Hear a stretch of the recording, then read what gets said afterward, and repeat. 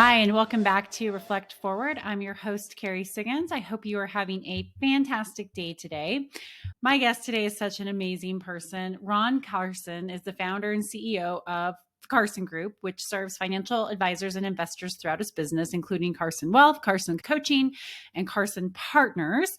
I use Carson Wealth for my wealth management planning, and I love them.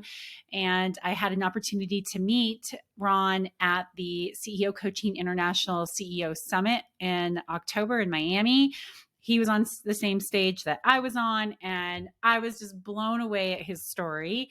And after I gave my speech on overcoming adversity and bouncing back after my addiction and my vision of building $1 billion company and creating 1,000 millionaires, he came up to me. He said, "I love you. We have to collaborate." And I said, "Great, come on my podcast."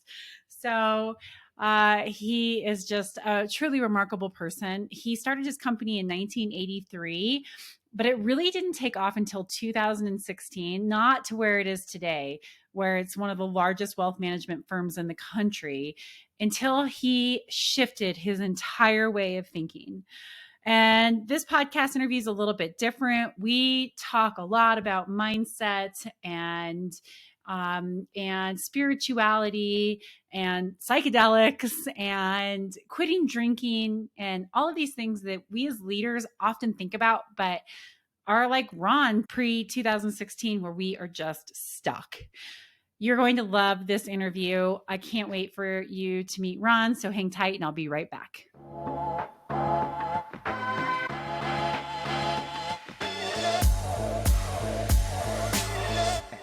All right. Welcome back, everybody. I have the one and only Ron Carson with me today. Ron, thank you so much for joining me on the show. Oh, thanks for having me, Carrie. You talked about the one. I got a quick story, a one and only. Yeah. So my dad, years ago, my wife and I were going to go to Austria, and some stuff came up, and it was an industry group. And I said, "Mom and Dad, you just go." Because my dad, I'm a junior. I don't use junior. You said the one and only.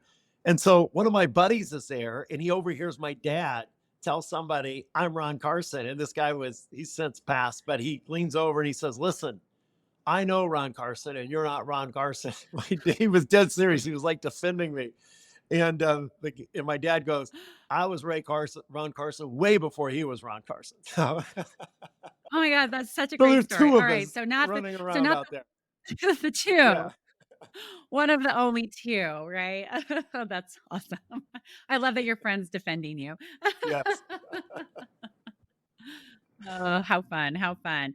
All right. So let's talk about you for a little bit. So you started Carson Wealth in the 80s, and it's grown into be one of the largest wealth management firms in the country.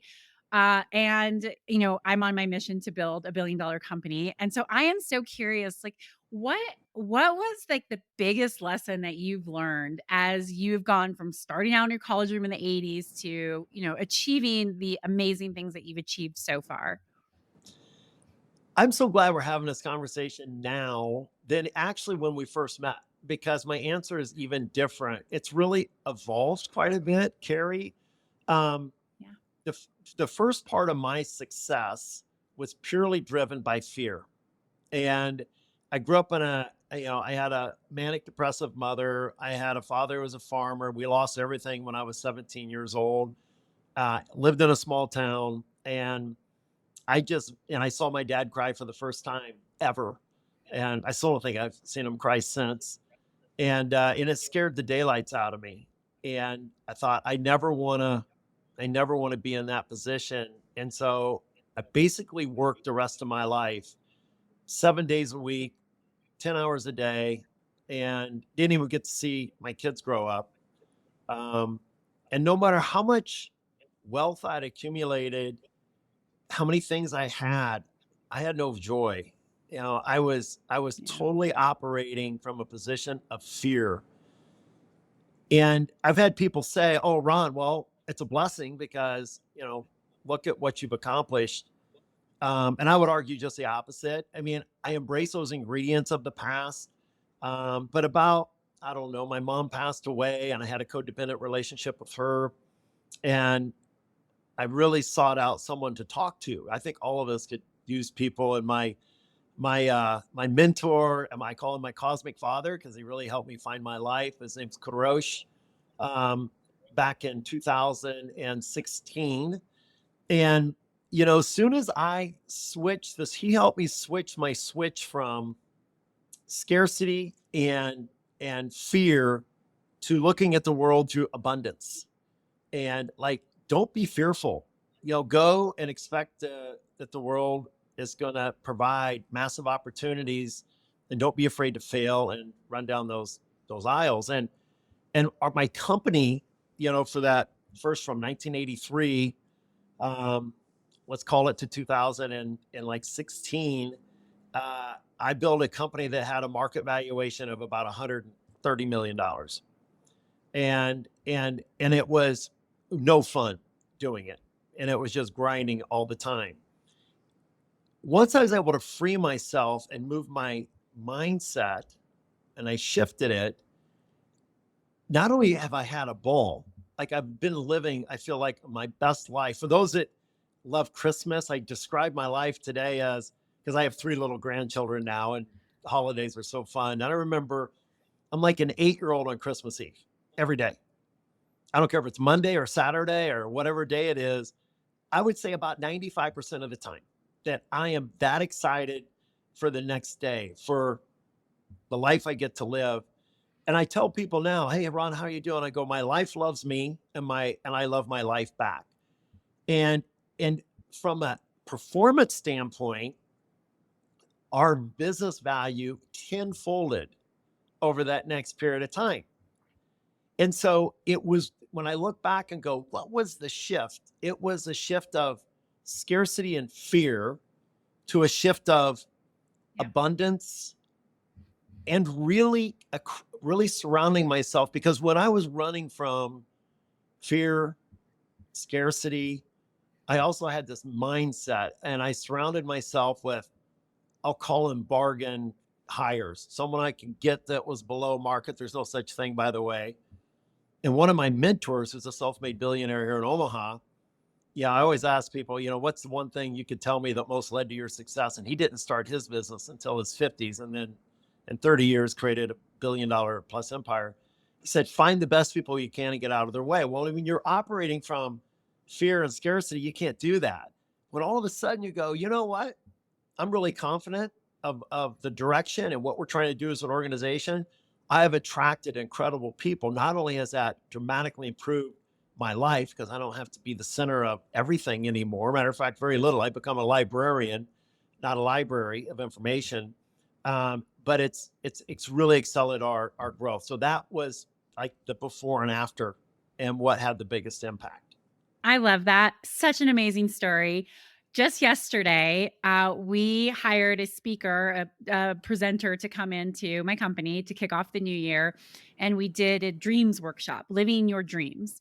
And what the type of culture that we create, we're employee owned, is that we want people to live their very best holistic lives as employee owners. And we want to support people in the achievement of their dreams. And how often do you hear a boss talking to you about, well, what are your dreams, right? It's like, no, just work, work, work, work, work. And as I was going through the workshop and I was writing out all of my dreams, and I had this realization of, I am living my best life ever because I am like going after my dreams. I am creating the life that I want. Is it easy? No. Do I have to make sacrifices and trade offs? Absolutely.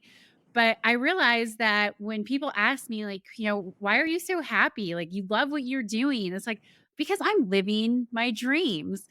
And it was this great realization as you just, were talking about how every day is Christmas for you. It just really resonated with me because you are now living your dreams instead of grinding it out, worrying about not having enough. Yeah, yeah, absolutely. It's in it, and man, I want that for everybody, Carrie. It's Yep. uh, this book. I'm going to send you the Cosmic Journal, but Yannick Silver has this incredible book, and one of them, it talks about the cosmic alarm clock going off, and I could so relate to that. It's like, there's just a shift in your mind, and it's, and I get it. It's people say, I don't have time to have this major shift. And I would argue you don't have time not to. And Exactly. we teach something here at Carson to our internal stakeholders. We help people find their freedom.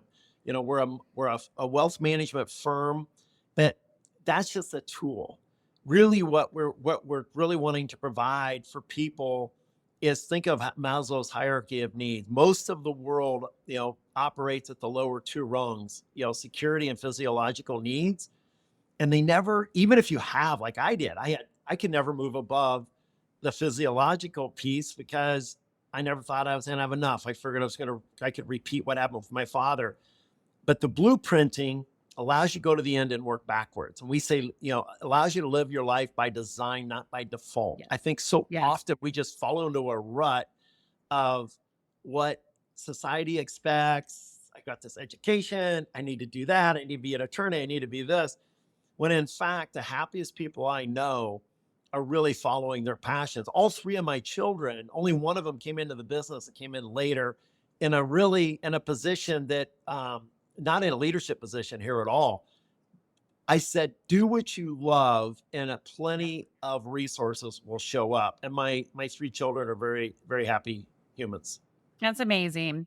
And I agree. I think that this whole society is one of scarcity and fear, and one where I don't have time to do that. I have to live right now. I have bills to pay. I have these problems that I'm dealing with, and so, it's hard to shift that mindset. And I hear you. It was hard for you to shift yours, right? You didn't do it until 2016, and really not even in a decade have built your business to what it's been. That's amazing. How did you do it? Like, what did you do? Because going from, I believe that if I fail, I'm going to lose everything, to there's enough and I'm going to succeed, is not always easy. So, like, give us your tips on how you changed your mindset. So I don't want to sound too woo, but I'm going to get into this a little bit because I wouldn't, I wouldn't honor the time that people are taking to listen to this if I didn't share it.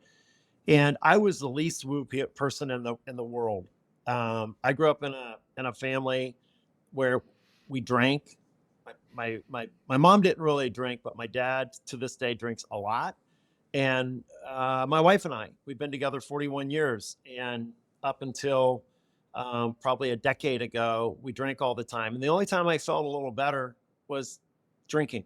At night, Mhm. I felt like just a little better, but we drank a lot, and I just not feeling any real joy. And I had sought out a lot of different therapists, and I think we all can not think. I believe I benefited tremendously from therapy when I found the right person. Yeah, I had a lot of people that didn't help me at all, and I met this gentleman in Venice, California. His name was Karosh, and we did a week intensive, and then he in a week. That's why I call him my cosmic father, because he really gave me what I would say is born to my life. And I was at this time, because I'd never taken a week off just to work on myself. And I think it's a self-love thing. I don't believe I can love anybody more than I love themselves. I can't show any more compassion for anybody else than the compassion I show for myself. The grace I show for myself, I can't show it for others to any greater than how I feel it for me. And at the end of that week, I said to Karosh, I was reading this book by Michael Pollan on how to change your mind. And it had to do with psychedelics. I remember the commercials where they would have an egg on a frying pan and go, this is your Oh, brain, yeah. this is your brain on drugs. And I'm like, wow. And now I'm listening to this science nerd talk about how some of these natural compounds, he went in really skeptical, and it really got me to thinking. I mean, I never thought a beer drinking farmer from Nebraska would have any interest in this. But the way he laid it out in his book, if you read his book before, I have not. No, How to no. Change Your Mind, it's great. And now he has a Netflix series out there as Okay. well. And so I said to Krosh, this was at the end of the week, I said, should I be considering this? And Krosh goes, absolutely. And I'm like, well, why didn't you recommend it then? Here's the type A coming out. Like, well, why am I asking? And why aren't you telling me? And he says, because it'll call you when and if it's ever ready for you. And so I started down that path. I completely gave up drinking. That was one of the greatest things I ever did. I can't believe the upgrade I've had in my energy in my life since I quit drinking. Um, and I got into the world of using some of these, I'm going to call them plant-based medicines, things that our God gave us, right? There's a reason why they appear. And so much of the stuff we deal with, the world is on a massive amount of um, antidepressants, anxiety medications. My sister was one of them. She's completely off. She's living her best life because of these, this type of therapy. And I'm going to tell you that I don't think I could have gotten there really to the level I'm at without, some of these. And I'm not talking about, a party mode or any of that. I'm talking about deep medicinal with doctor. And it's, and a lot of these treatments, some of them have been approved federally. And I know Colorado I think, decriminalized a lot of Decriminalized. Yep. organized. Decriminalized. Yep. There's a difference, but it's a difference. Mexico has done the same It's the thing. first step. It's what will come next. Yeah. The world is waking up, is my point. Mhm. And I would say any listeners, like, I don't care what you think if you come into it with an open mind and you look at facts, I think you'll emerge with a whole different idea around what this world can do for you, and how it can, like, parts of your brain you've never been to, and the amount of love and creativity and really getting to know yourself. I mean, getting to, every day we have our ego and our soul. And our ego is what we have to keep us alive here on earth. Our soul's what we came with, our soul's what we leave with. If you can, and the magic in some of these therapies is putting the ego to sleep, so you can just really immerse yourself with your soul, and I had so much clarity around what was important in my life, and the amount of creativity, the parts of our brain. John Hopkins University has a great, I don't know if it's still on their website, it was a couple of years ago. They showed a brain on psilocybin, which is mushrooms, and one that wasn't. And it was like 10 times lit up, the brain with that. And now they believe, it can prevent Alzheimer's, dementia. I can tell you, as far as your memory goes, it'll improve that. And even here in Omaha, Nebraska, we're doing trials. I had dinner about a month ago with a doctor from the VA, and they're doing trials on this. So the world is starting to wake up and say, there's a better way than the way we've been doing it. And all the antidepressants, by the way, because my mother was on lithium her entire life, she was with this manic depressive, it treats the symptom. And you got to take more and more and more after a period of time to stay at the same level. And as I know, I'm sounding like a bit of a zealot here on that, but it was the path. It was truly the path to give me the happiness that I have in my life today. I think it's amazing. And I really appreciate that you brought this up. Especially the drinking piece, because I know so many leaders grapple with this, so many CEOs, myself, right? I mean, I have overcome addiction to chemical substances, and I still drink too much. I'm on dry January, and I have sat here and had this conversation with myself thousands of times about, I just need to quit drinking. I just need to quit drinking.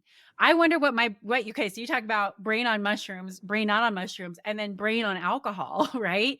I mean, it is so damaging, but it's such a part of society, right? And there certainly is sober shaming that happens. It's so hard to get over that, especially, if you're out with customers and you're out with employees and you're doing this and you get into those patterns and those habits.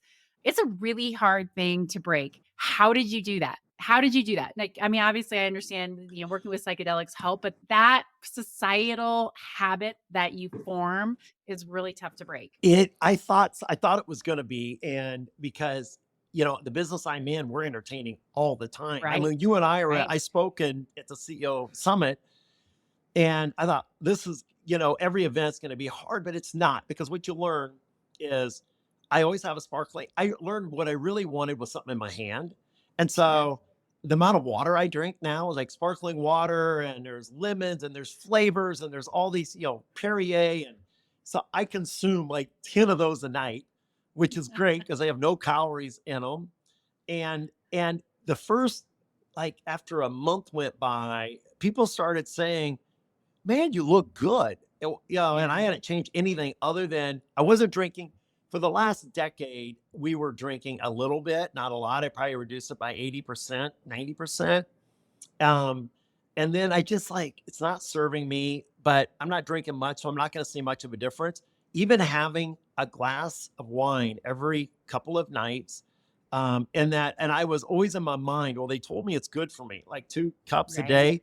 There's a podcast. It's called it's Dr. Huberman, and it's Huberman Lab, and it's what alcohol does to your body. Yeah. Anybody that listen to that and get the facts on what really happens when you consume alcohol, and it's a pretty good motivator, for not doing it. And I will share with you too, if you want to feel, you can microdose. Like, there's microdosing protocols out there, um, that are just, again, they're plants. People are like, well, I don't do drugs. Alcohol is the biggest drug out there. I've seen more devastation, Absolutely. more homes wrecked, more people's lives with quote unquote, the legal thing, when we've got these non-addictive, non-toxic, plants from the earth that are actually very medicinal for the kidney, the liver, and the brain. Absolutely. But Absolutely. Huberman Lab, what alcohol does to your body? Google Okay, that I'm gonna put it in and the show listen notes. to I it. will I Okay. will link it to the show notes so All people right. can listen. All right. And I'm going to too, because I am literally in that whole, like, I'm gonna quit drinking. I'm gonna quit drinking. How am I gonna quit drinking? Mm. Yeah, I And know. doing this work too, like, there's so much I want to do now, Carrie. I feel like there's a book I read last year called, The Second Mountain, and it's Yeah. like our Oh, so second good. of our life. And Yes. I needed this extra energy, and uh and the world and the people I've met in this, like, wanting to, like, solve real issues in the world, Yeah. uh it has been so motivating that, and I'm not one of those, like, oh, you can't drink, you shouldn't drink. For me, I can just tell you what it's done for me personally. It's been Yeah. fantastic, and I a little love bit it. of education around it helped me help Yeah, well, I can reinforce tell that. you're on your second mountain. I love that. I love David Brooks. And he can pontificate a little bit, but like, I feel like my second mountain, like I'm still on it, but for sure, like, overdosing and then figuring out, like, okay, I have to live. I know I have the potential to live a much more amazing, inspiring, intuitional life. I don't even know if that's a word, but I had to, like, hit that rock bottom, because all I wanted to do was just climb my way to the top. So, like, I feel like, I'm still in the foothills of my second mountain. But it's such a great way to visualize your life and also make you not feel like so bad. Like, I mean, I've had to always just deal with, like, the guilt and the shame of the choices that I made, the people who I hurt, and being so materialistic focused. And then when I realized, like, it's just part of it, right? It's just part of Mhm. the journey, and there is no shame in it. There is no right or wrong, right? We're all just trying to figure it out. But boy, when you can get on the path to the second mountain, like, that's when you can live this really fulfilling life. You Something you just said there, I think, was another key, is I think a lot of people live with the anchors. I give a talk, it's called Anchors and Engines, and it used to be just about business practices, but now I've replaced the anchors with these emotions we hold, shame, guilt, that we Yeah. carry. It's like it serves no useful purpose. No. We've allowed, and by the way, listening to your story and the way the authenticness and just, like, matter of fact about it was so empowering to inspire other people to be brave and not be ashamed of everything that's brought No. us up to this point is an ingredient of who we are today, and it's a beautiful Yep. ingredient. But you said something also a minute ago. You said, I don't even know if that's a word. Well, if you say it's a word and I knew what you meant, it's a word. Why do we put other people in charge of doing our thinking for us? That's the other thing that I Exactly. learned is I had so my I've got 3 grandchildren. The oldest is 4 years old, and we were playing a game, and I said a word that was naughty to him, and my daughter is like, "Hey, I heard you said a naughty word," and I said, "Not well." Like, I'm just curious. Were you on the committee that decided that was a naughty word? And she said, no, I never thought about it like that. I go, exactly. We allow other people tell us how we should feel, tell us how Yep. we should talk, tell us how we should think. And I push my internal stakeholders and people in my community, like, do your own thinking. And I was watching this, and even me, I am so on guard for original thinking. I'm watching Seaspiracy, and they're talking to this whaler, and about killing whales. And immediately I've got prejudice. I'm like, yeah, you're an awful person. You're killing whales. And he says, have you seen it, Carrie? I Seaspiracy? And have. then, No, I know exactly. I don't watch TV, but I know exactly what so, you're talking about. so Yes. he Uh-huh. says, I'm taking one whale's life. The way I look at it, I'm saving 2,000 chickens' lives. Yep. And I'm going, wow, what a great point. I mean, who am I to say that a whale's life is more important than a chicken's life, right? And there's 2,000 of them. But point is, even when you're on guard of it, you can allow other people to do your thinking So for I you. so I so agree with you, right? We use words, we use labels to force people to conform.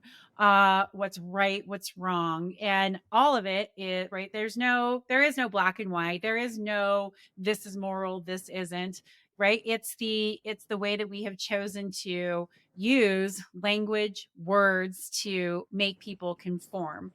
And I love that because I like what you just said in that example, because I believe that if humans challenge the way that they think, right, just because I think it doesn't make it true.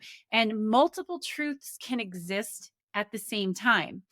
And we are moving so much further away from that as a society, as polarization is happening and we are getting entrenched into our own thinking. But that's not the way the world works, right? And words are just labels that force us to conform and try to make us believe a certain way when there are 8 billion different truths out there with all 8 billion of us on this planet, and then all of the billions of animals and other spiritual beings, other physical beings out there. How do we know that the way we think is right, and how do we know that the way we think is the truth? And if we could all just get over ourselves, we could move past so much of this crap that we're in. But we don't. There's not very many people who challenge the way that they think about something, their belief systems, what's right, what's wrong, what does this word mean to me?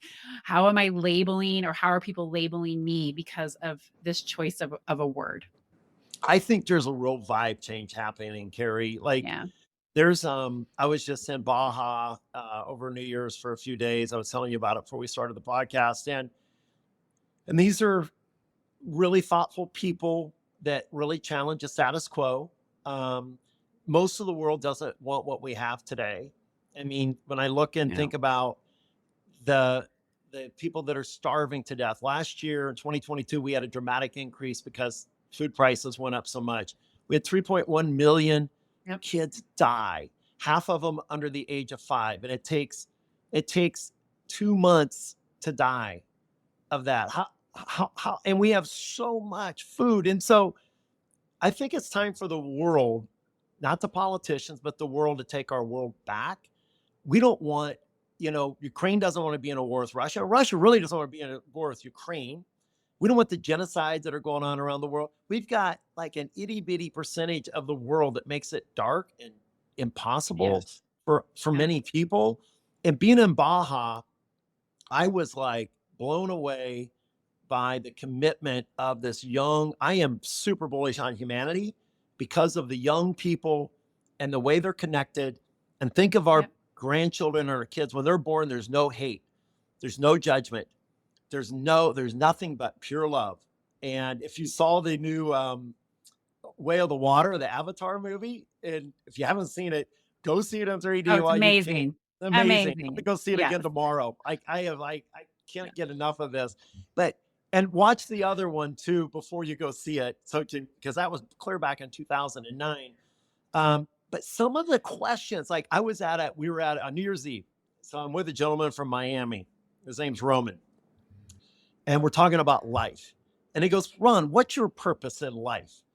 And I said, my purpose is like, I want to end world hunger. I want to provide clean water for all.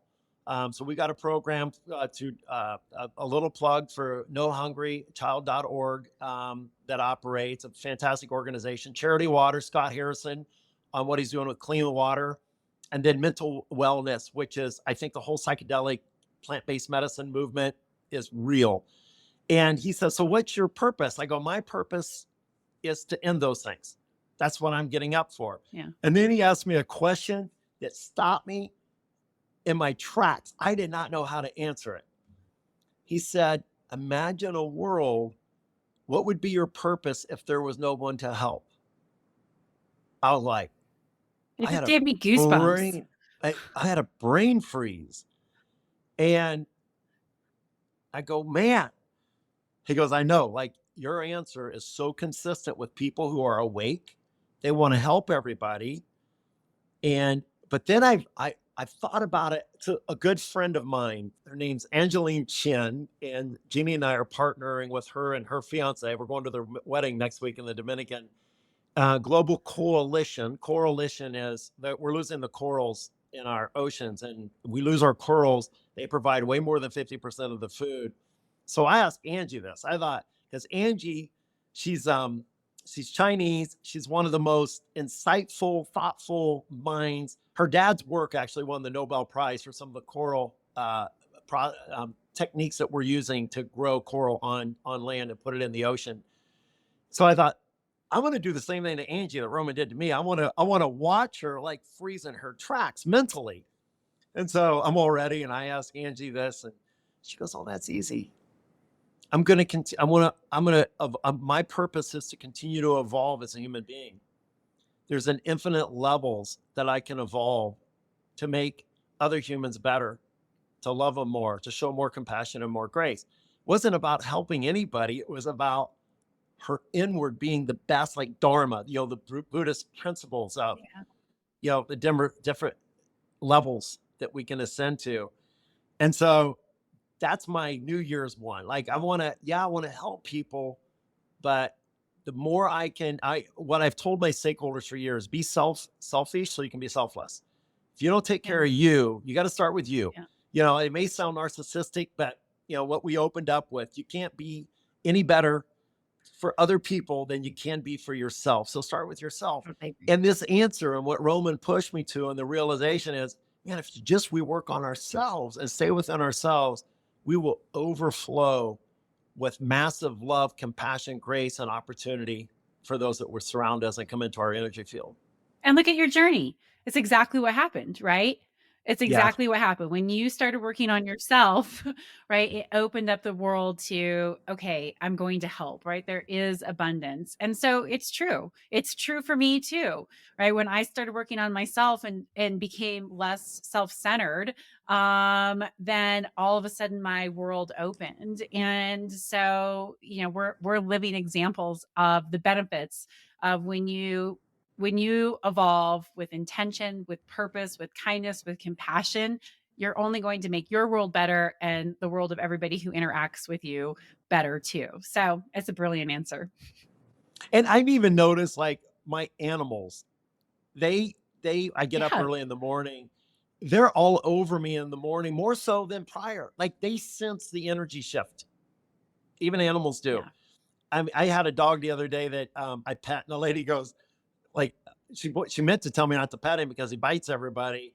And I'm sitting there petting him, and she goes, "Oh my gosh, he likes you. He doesn't like anybody." So animals are a great sense of that energy. Totally agree. Totally agree. All right. So let's bring this back to the leaders who are listening to this show today. So if you could leave people with, your best piece of advice on a leader, as they are on their leadership journey to becoming better humans, better leaders, better growing better businesses, what would that be? I do the blueprinting process or a form of it. And if through you, or you can reach out to Kristen, and I'll give it away, the blueprinting guide, live your life by design, not by default. And it's a hard process, to be honest with yourself. Like, there's questions in there like, if I Yeah. weren't so afraid, I would. And having a compelling, and I even have people write their eulogy and then work backwards. Years ago, I took business leaders through this process of writing it, put them in a coffin, actually do their funeral, let them get out. And it's like, go to the end, and are you living the life that would represent how you want to be remembered? And then back up from that and set 25, 20, 15, 10, 5, 3, 1 year goals. And then to this day, I still do the 6 most vital one, which I teach. Like, get your energy aligned with things that are really important to you. And one of the exercises in that, Carrie, is list the things you love doing the most and what percentage of your time are you spending doing it. Most people are upside Right. down. They love these things, but they spend almost Totally. no time on them. Why do we get it programmed where why aren't you doing only the things that you love to do and surround yourself with others? We really complicate our lives. We really make it difficult to be as happy as we can possibly be. So really doing, and I would, for those that want to venture down that path, for me personally, just the blueprinting alone was fantastic, but the blueprinting with self work, like breath work, you can have a psychedelic experience without any drugs or compounds, just through breath work, and it'll get super uncomfortable. The first time I ever did this, I was like, I didn't believe possible, and it is possible. Meditation. I used to not be able to meditate. Like 10 minutes, they told me I should do this, and my mind would be 1,000 different places, and I'm doing it wrong, and I'm not getting any benefit. Because I'm so connected to my higher self, like my soul, I can draw every single morning. I get up and I'll meditate for a minimum of a half hour. And sometimes I'll meditate for 3 hours. And I know what's going through people's mind when they hear that. I go, boring. And I used to look at these monks that think, how on earth? I mean, I was in Nepal, and remember, thinking about these monks meditating all the time. They're just in another world. They're having a ball. Like, when you're really drop into that meditation and you can really live in that higher self. It's good for the brain. It's good for creativity. It's good for really sorting out the important things in your life, but slow down to speed up. Really take some time and figure out what's important in your heart and your soul. And then everything else will start to fall into place. That's the one big piece of advice I can give to any human being on the planet, any business leader, anybody that wants to aspire to live a more fulfilling life, because that's the gift it's given me. I love that. It's such good advice. And living your life by design. There's no better way to live. There's no real way to live except for by design. Because if not, you're just like waiting to die, right? Yeah. I said most of society, unfortunately, is on an unconscious journey to arrive at death safely, meaning that Yep. we get in a rut, we do what's expected, we don't die safely. And even prior to doing this work I talked about, I used to, in the blueprinting, say, imagine you're sitting in heaven, because most people have something they can relate to. You're looking down on earth and you've got eternity to now look at all the things you could have done. And you'll go, man, if I could go back, I would do this, I would do that, I would take this chance, I would take that chance. Well, don't wait till you're dead to do that. That's the benefit of the eulogy and writing and doing the blueprinting today, is you can Yeah. mentally put yourself in that position. Now you get to come back to present time and do something with it. Our true home is in the present. It's truly a miracle to live there. Most people are dwelling on things that happened in the past and carrying that negative emotion forward, and those are anchors. Or we're worrying about something that could happen in the future, and we're missing the only time we can really impact, and that's the here and now in this moment. I agree. Okay, so just real quick before we go, explain how to get the blueprint. Is this something that you came up with? Is this the book that you're talking about? Like, Something we came up, yeah, something so in 93, I guess we got up in 83, I started the RIA. In 93, I started a coaching consulting okay, business, and we run that today just for financial advisors. And this is a process I developed back in the 90s, in the late 90s. And we can, if you just work with Kristen, she'll give you a link that Okay. they can go directly and get an electronic version of it. Okay. And yeah. Awesome. Great. I'll include it in the show notes, and I'm going to do it back. I'm going to talk to Brady and tell Brady, like, why didn't you tell me about this? I want to do my blueprint. Yeah. You know what, too, Carrie? Like Brady is amazing. I love him. Internal stakeholder. We don't have staff or employees, and we're really taking that whole element of that to a whole new level. So he's probably waiting because we're in development right now for the people that we serve, like you.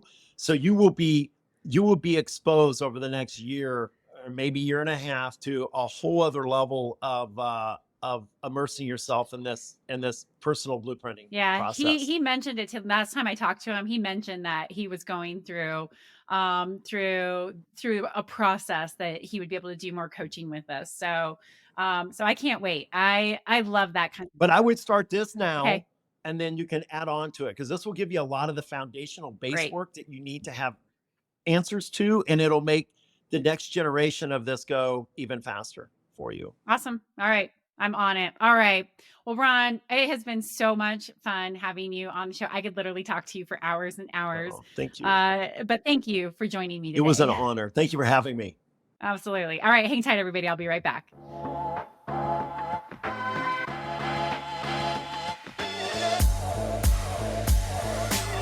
All right, everyone. I hope you enjoyed that very fun podcast interview. I can't wait to have him on the show another time, because we have so many things to talk about besides the fun and interesting conversations that we had today. All right. If you like this podcast, please write a review, like it, subscribe to it, share it with a friend. I always appreciate it. It helps with the algorithms, and I look forward to seeing you next week. Take care.